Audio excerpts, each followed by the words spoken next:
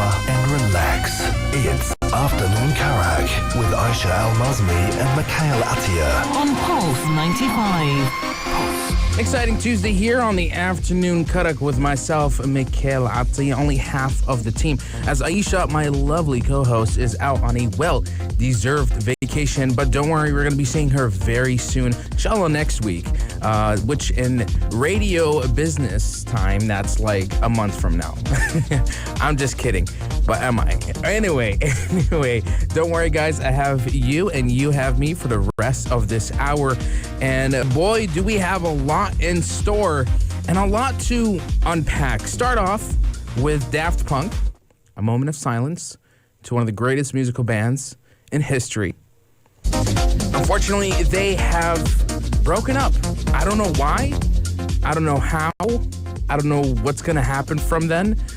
And because of that, I feel the need to give them this whole hour as a tribute to some of their best music, the kind of music that has been a personal favorite of mine. And I feel like I have to do it justice here, because Daft Punk really shaped my taste in music and even parts of my childhood. And I still to this day listen to Daft Punk music. So to hear from them that they're breaking up, oof, like I get now why people got upset when fans got upset over One Direction and the Wanted band.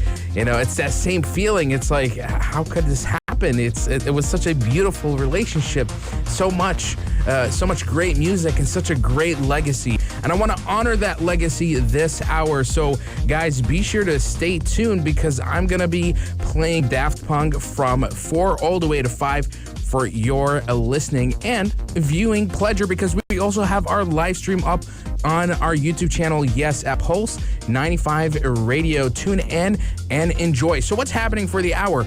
Well, yesterday I got the chance to watch Netflix's latest dark comedy, I Care a Lot. And wow, what a film. I can't wait to review it, give you guys my first impressions, my personal critique, and a final verdict. As well, I'm going to be talking about the Twisted Metal. It is a classic PlayStation 1 game series that is now getting a television series adaptation, and you just won't believe who's going to be the writers for that show.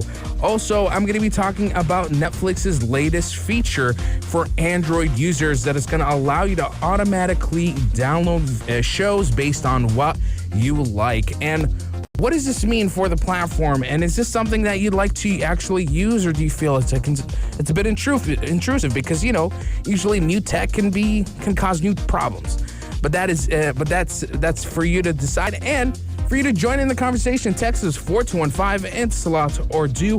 Would always love to hear from you guys. But coming up next, let's talk about that movie, I Care a Lot, and our first Daft Punk music for the hour. Give life back to music like they've always given it to us. Thank you, Daft Punk, for the legacy you've brought in.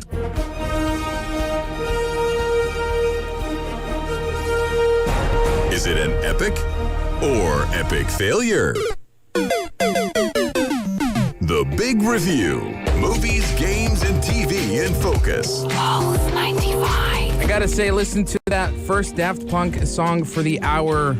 It got a lot of goosebumps, but a little bit of inner sadness, because I can't believe it. 28 years and that's it. Like, I don't know. It just hurts a little. It really does. But don't worry. I'm going to keep you guys entertained and well coped for this hour. So what are we doing for this segment? We're going to be reviewing Netflix's latest dark comedy thriller, I Care a Lot. It just came out a few days back, and I saw it on the Netflix, and I just saw like 10-second trailer, and I said, you know what, I'm watching this.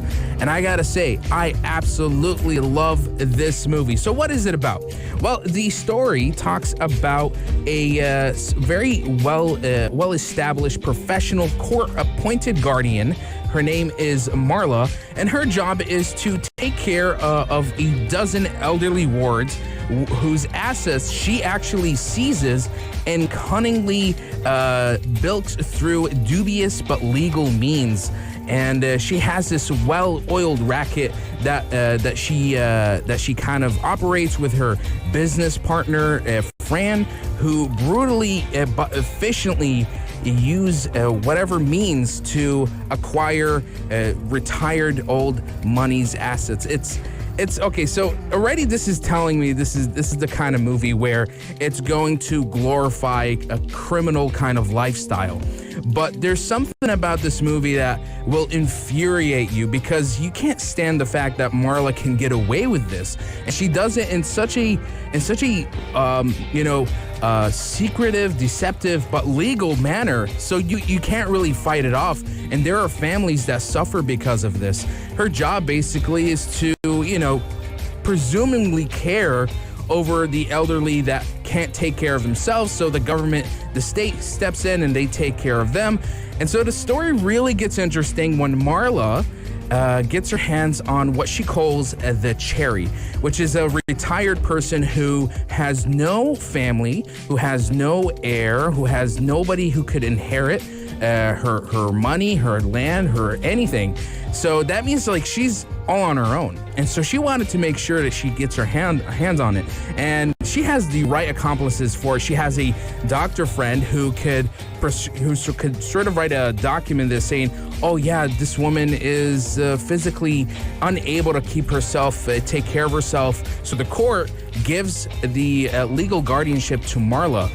But she realizes this is probably like the biggest mistake she ever did, because that woman has a very shady, dark secret, and that is that she is affiliated to the Russian mafia. Now, I won't say any more than that, but bit by bit, as she thinks she can get away with it, because the second she gets her hands as being the legal guardian, she's going in her house, she's valuing everything, she's auctioning out her all of her assets, her car, and she's renovating her house for sale, all of these things so that she could, keep some of that money for herself.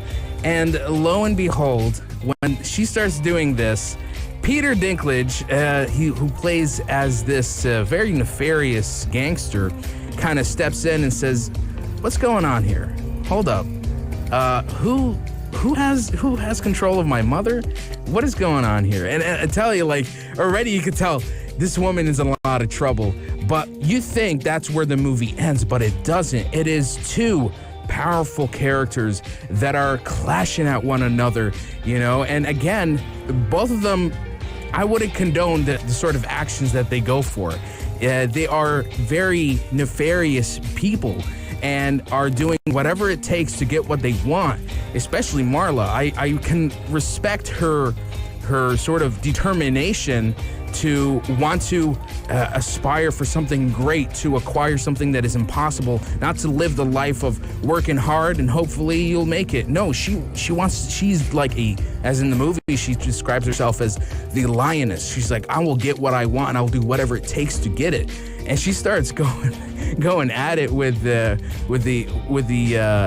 Peter Dinklage gangster and his gang, because she starts doing all these things that he doesn't like, and it makes it even more complicated to retrieve back his mother. And next thing you know, it goes into a much darker sort of situation where both of them are almost at sort of like choking ends, where they're trying to kill each other because of it. But then again, this movie, I wouldn't say it's for everybody, but it is what I like to call stylistic. It is more dark than comedy, even though there is some comedic elements to it, especially Peter Dinklage. But I have to give credits to Rosamund Pike, who I remember she played as the wife from what's his name? She played as the wife from Gone Girl, and she really embodies this character in this movie. Someone who's deceitful, someone who is gonna do whatever it takes, someone who lies to your face but stabs you in the back, and it's so infuriating to see a character like that get away with the things she does. But at the same time, the movie is filmed in a very colorful and stylistic sheen, so in a way it's like it's still somewhat satirical. I'll say this, I Care a Lot is a movie that's going to give you a lot of trust issues. And it's going to make you worried about your family members when they get older.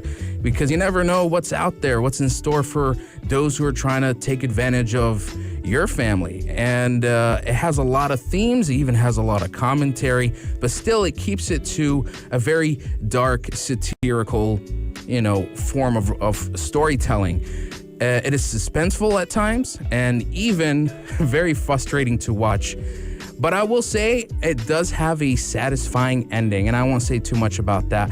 I would recommend to go watch it. My final verdict for this film is a solid 8 out of 10. It was a surprising, thrilling, engaging film from start to finish, but I wouldn't recommend that you're gonna really like the characters. It's not a movie where you can really, cheer for these types of people, because again, it is more dark than comedy in my opinion, but it is still enjoyable nonetheless. And I would say this is probably the best movie from Netflix as of now for 2021. So go watch it. It's available on Netflix. You can, watch it with your friends. I wouldn't say all of your family.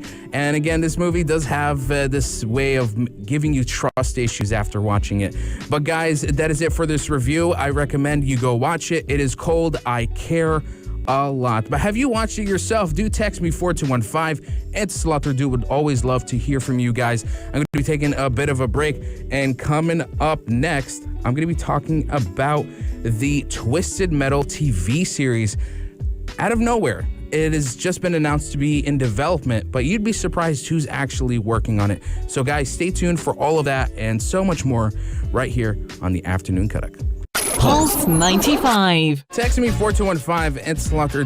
Have you ever gotten the chance to play the infamous PlayStation 1 classic Twisted Metal? I remember playing this for the first time when I was a kid, and it blew my mind away. It's a game where everybody is a very destructive car, and you guys are all trying to destroy each other with all sorts of goofy weapons, missiles, chainsaws, explosions, and whatnot. And it just became one of my personal favorite games of those times. And throughout the generation, Sony has been trying to do a Twisted Metal for each console. There was one for the PlayStation 1 mostly, PlayStation 2, PlayStation 3 came out with Twisted Metal Black, and then we had a Twisted Metal sort of soft reboot on the PlayStation 3 that had this very ambitious game mode where you can play up to 100 players in a single match. Pretty crazy, but ever since then, the Twisted Metal franchise has sort of, I wouldn't say died out, but it's been, I haven't heard anything from Sony. I've not even heard from the creator himself, David Shafi, who I follow on Twitter. There's no hints of returning back to the franchise, creating a new sequel for the PlayStation 5, But there is such great announcement coming up from Sony again regarding their plans to work on a couple of television adaptations for some of their biggest franchises. We know so far they're going to be working on the HBO Last of Us. They've gone the casting for that. Tom Holland's Uncharted. There was, I think, talks of a Sly Cooper animated feature film, but I think that got canceled a long time ago. I'm not too sure about it. And now this time, it seems that Sony Pictures is going to be focusing on a television adaptation for Twisted Metal. That's crazy to think that it's coming back in a new and refreshing way. And the best part is that it's going to have the writers of the Deadpool movie to adapt the series as a live action comedy. Now this is great news. One is because we're getting a Twisted Metal in some shape or form, and two, it's being ran by the writers of Deadpool. And if you ever watched that movie, you can tell already it's going to be it's going to be unapologetically dark humor. It's going to have the break the fourth wall, which Twisted Metal is in a way. Like, you have to have twisted humor to enjoy a game like that, and I think that's the point of it. But that is really great news, and it makes me think, like, hold up, Sony, what are you really planning here? Because in previous reports, they've said that they're going to be working on about like 10 projects, television projects. So I'm thinking, what else could they be working on, And just the potential of this new this new generation of games turning into, entertainment. Now, this, of course, is not the first it's happened, but this time there's a legitimate focus from the parent companies, from the main production companies that own these franchises, and wanting to adapt something that is true to the spirit of these video games. And I think we're gonna have to wait and see until like Uncharted comes out and Last of Us comes out, if Sony is taking this seriously or they're just trying to milk the cash cow that they got, because who wouldn't want to watch these television adaptations? And I'm thinking like already, so what is the setup for this series? Well, the series follows a new character who's hired to deliver a package deep into the post-apocalyptic wasteland. So the hero will team up with a car thief to deliver the goods, and the duo will run into obstacles on their journey, including Twisted Metal's clown-faced ice cream truck driving mascot Sweet Tooth. Now, that makes me wonder, are they gonna go for something similar to how Twisted Metal tells its stories? Because the way it works is that every character is some irredeemable, terrible person, but they all have a wish that they could have, something that could bring them back to a better place. And there's this like even eviler, sorry, because the story of Twisted Metal is silly anyway. But let's say that there's this like main villain who holds a tournament where everybody gets into vehicles and they combat one another, and the one who is the last person standing gets to make a wish. But it's almost like a monkey's paw situation where you make a wish, but there is some terrible exception to it. Are they going to go to that style of storytelling, or is it going to be something new and something that is off the beaten path? From this synopsis, it seems like that's the case. But then again, I am excited overall to just see Sony taking these new television adaptations more seriously, bringing the right people to do the right job.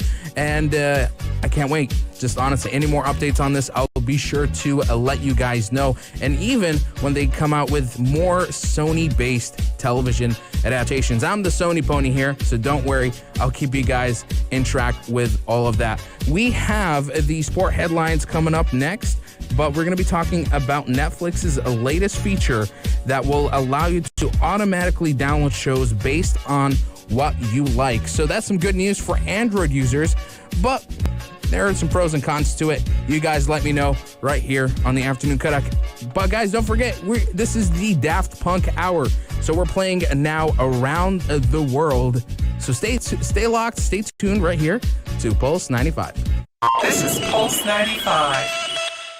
There's always that struggle when you jump on to Netflix and you're like, what am I going to watch next? But don't worry, I reviewed the movie, Netflix's latest dark comedy, I Care a Lot, and I recommend whenever you get the chance sometime this week or during the weekend when you got some free time, go watch it. It is definitely worth the watch. And if you missed that on the review, you can go back to our YouTube channel right after the show, where the review will be uploaded onto our YouTube channel at Pulse 95 Radio. But let's get on to our story here. And my question is that struggle of always trying to find something to watch on Netflix. Well, if you are an Android user, I'm sorry if I'm, discriminating Apple users, but that's just how it is for now, open source. But if you are a Android user, and Netflix has just added a new mobile feature that will automatically download show recommendation and movies based on your viewer history. Now, the best part about this, you don't even have to wait. It just got launched on their Android-based Netflix version, and you can opt in to use this feature. You just have to toggle it in the settings on the settings tab. The downloads tab. You'll need to set how much space you want downloaded into your Netflix account. Now, of course, this means that it's going to go offline and you can watch it anytime, maybe on the road or whenever the internet breaks down, those sort of emergencies. And the spaces, the amount of space you can toggle in is like 1 gigabyte to 3 gigabyte to 5 gigabytes whatever you feel like you can manage with the space on your phone.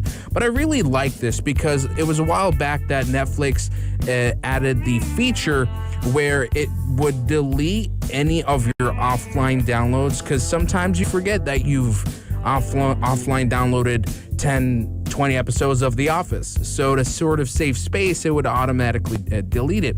But this time around, they're going to allow you to automatically add in some new shows, some new movies that is of your own personal preference. Because, sometimes it's hard to find something decent. You got your dinner ready, open up Netflix, you're looking at the top 10 most viewed movies. You're on the, that one show that you probably lost interest in, but you probably want to give it another chance. You don't know. You're just personally conflicted. But I like this because it means that your viewing experience will definitely be a lot more just sort of convenient. Because you might wind up watching a movie based on the recommendations, watch a movie or show that you didn't even know you would like because of something that you previously watched. So user preference based content is always something that I think is it's just that it greatly improves your experience on any platform, whether it's YouTube, whether it's any other streaming site. I have this thing with YouTube where I think you guys know it too, where sometimes you don't forget, go into your subscription tab, you just go to home and you watch the recommended tab, whatever they just sort of recommend based on your preference. And sometimes you find something really decent, and there's always people in the comment section who are like, hey, are you here because of the recommendation tab? So there's a whole culture behind that, and I really like it. And it's nice that in some way Netflix is trying to do that with their platform as well. I hope that this feature comes out later on to Apple users, and maybe even further into using your computer or even on your television. But then again, your smart TV does need internet, so it doesn't work. It's oxymoron. But this is still great news, nevertheless. If you're an Android user and you're struggling to watch stuff on Netflix, don't worry. Netflix got your back with this feature. Check it out. It's on their downloads tab, and you're good to go. Also, watch my recommendation for today. I reviewed the movie I Care a Lot. I know the name itself kind of messes with my head. But anyway, that is it, guys, for this segment. Do text in and join in the conversation, 4215 into Salat Urdu. Would always love to hear from you guys. I'm going to be taking another break and wrapping up the hour. But don't worry, this is the Daft Punk tribute hour. So we're only playing the best of the best Daft Punk songs. And this one is a personal favorite of mine, and a shout out to my sister Hedda. I think she knows what this is. The song is Something About Us. Tune in and enjoy. If you liked this episode of Afternoon Karak, drop a like and subscribe. Pulse 95. Be sure to follow us on Instagram for all our daily updates and top stories.